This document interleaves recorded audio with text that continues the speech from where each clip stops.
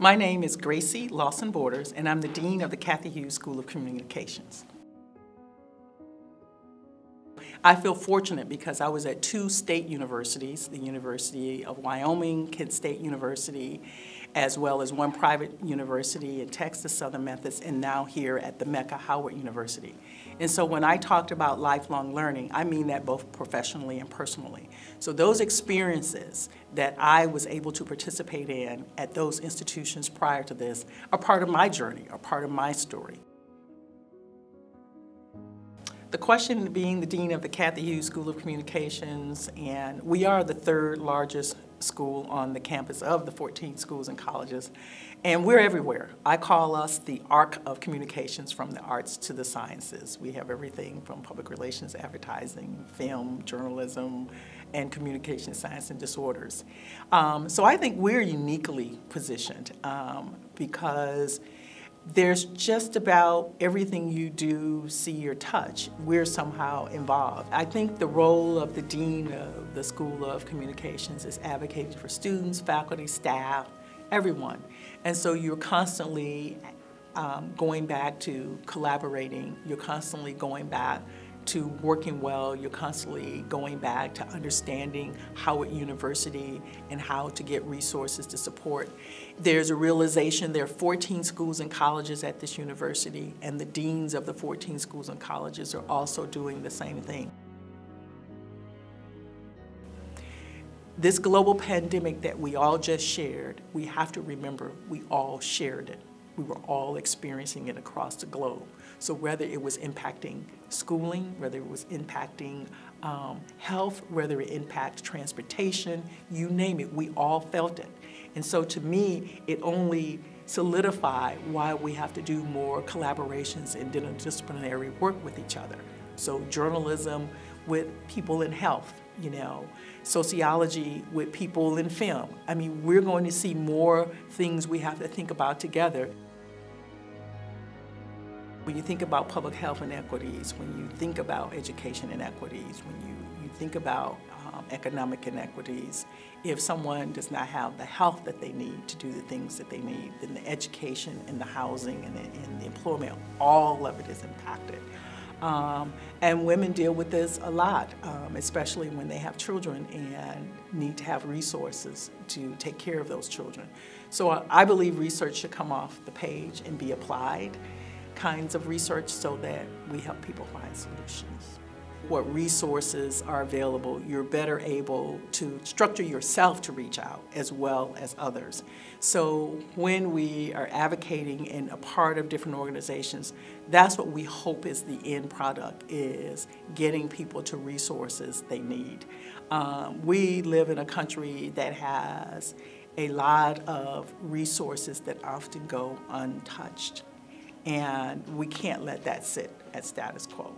We have to continue to find ways through participating in organizations to help women and others get access to those resources. If you look at Howard University right now, our leadership does show women in various positions. I think that's an accolade we can be proud of. I think that's a jewel in the crown of Howard University to have recognized the leadership of so many women at different levels, particularly the senior levels of the decanal leadership to vice presidents and higher, as well as on the board of trustees. It shows that we're inclusive and that we're recognizing talent across the board. The industry preparation question is a great one because that's when, as a leader, I feel it's important when we talk about values and teaming with others in the School of Communications, the chairs, the sequence coordinators, faculty.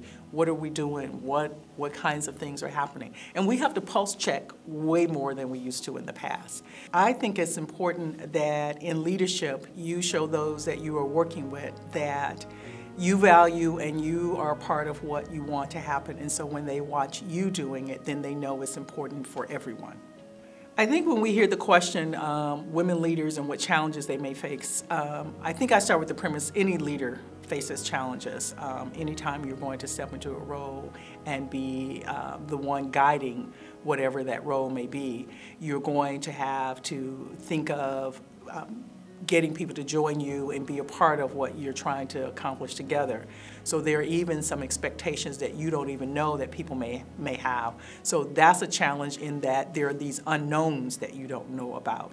But I think what you do in these roles is you overcome them by deciding this is what I am bringing to the role. You know, I have accepted the leadership role no matter what it may be, and these are the things I would like to bring to them to offset any challenges that are known or unknown. When you talk about leadership, Howard University, particularly women in leadership, has great exemplars internally and externally. When we think about the first female African-American Vice President of the United States, Madam Kamala Harris, it's phenomenal. It shows what the possibilities are. I think that's something we can be so proud of. But it also means we can't sit still. We have to continue to think about ways to reach back, to reach out, to reach forward and extend and show others what it means to build their skills, build their knowledge, build their experience to go into whatever leadership roles they see. I believe in lifelong learning, and so that you're always growing. And what a mentor allows you to do is to have someone to help you think about that, to give you some feedback, to get you to do some self-reflection. So I think mentoring is invaluable. I have mentors, coaches, whatever you want to call them, and also I participate in programs to mentor others. Because what it is we're all on this journey and we're trying to figure out where we like to go, but it's really the places and people and the things you do along the way. It's not so much that destination. And what a mentor does is help you assess, you know, help you think about, help you talk about, help you give some insight into directions that you're trying to go. I always recall Congressman John Lewis when he would always tell all of us to get in good trouble. And my interpretation of that is we don't stop, the work continues.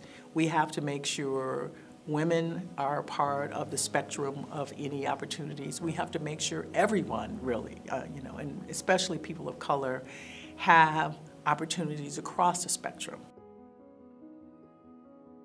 For me, true legacy is that it continues.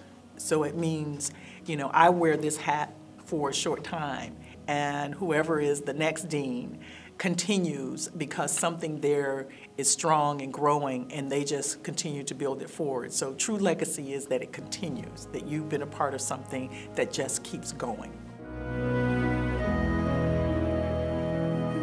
Attentive listening is important because for leadership to work, you have to be a part of a team where all of these voices and all of these opportunities can be heard so that you can sift through them and then working together help people find the things that you'd like to make happen. Any success I've attained is only a success if others can do the same.